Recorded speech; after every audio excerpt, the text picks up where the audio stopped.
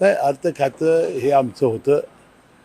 यापूर्वी नवीनच सुनेत्रा वहिनी अध्यक्ष म्हणजे उपाध्यक्ष उपमुख्यमंत्री झाल्या होत्या आणि बजेट येणार होतं, त्यामुळं ते नंतर देतो असं सांगितलेलं होतं. अद्याप ते मिळालं नाही. अशा प्रकारच्या त्यांनी काही भावना व्यक्त केल्या नाहीत.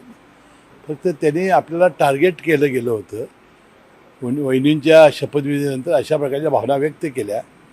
परंतु संपूर्ण ते पक्ष एकसंघ असल्यामुळं आणि त्यावेळेला सुद्धा वहिनींनी शपथ घ्यावी अशी सगळ्या कार्यकर्त्यांची, सगळ्या आमदारांची आणि त्याच्या कुटुंबियांची इच्छा होती.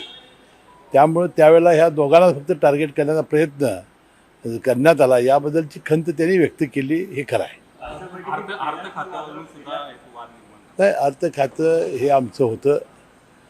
यापूर्वी नवीनच सुनेत्रा वहिनी अध्यक्ष म्हणजे उपाध्यक्ष उपमुख्यमंत्री झाल्या होत्या आणि बजेट येणार होतं, त्यामुळं ते नंतर देतो असं सांगितलेलं होतं. अद्याप ते मिळालं नाही.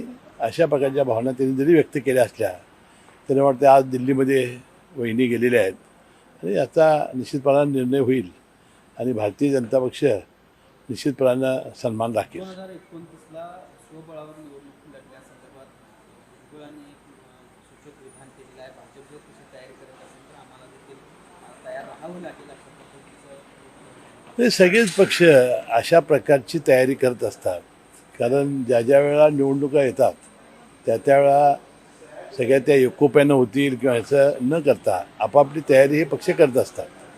पण मला वाटतं की भारतीय जनता पक्ष नंतर शिवसेना, शिंदे गट आणि राष्ट्रवादी हे एकत्रित लढतील.